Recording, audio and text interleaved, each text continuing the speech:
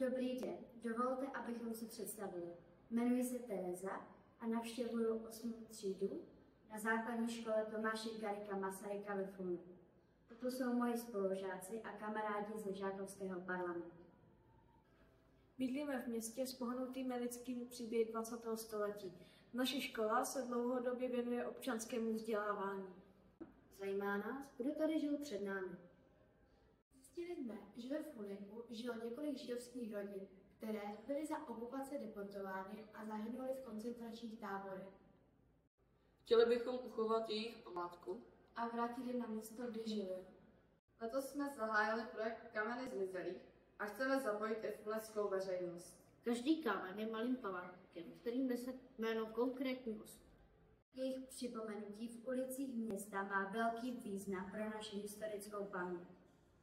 Našli jsme pozůstalé a napsali jsme jim dopisy do Ameriky a do Izraele. Organizovali jsme filmové odpoledne s tematikou holokaustu. Plánujeme velký koncert, kde vystoupí naši žáci, ale i Plzeňanovi pozitivní. Ukážeme talenty žáků, zapojíme celou školu a vstavíme naši společnou tvorbu. K tomu je nutné technické zázemí, zvukář, nainstalovat výstavy a informační panely. Setkáme se s fluneckou veřejností a seznámíme je s osudy našich zmizelých sousedů. A uspořádáme veřejné non-stop čtení s tematikou holokaustu. Příští rok plánujeme položit první kameny zmizelých. Kdybychom získali alespoň část finančních prostředků na tyto úkoly, které jsou ještě před námi. Děkujeme za pozornost a za laskavou pomoc.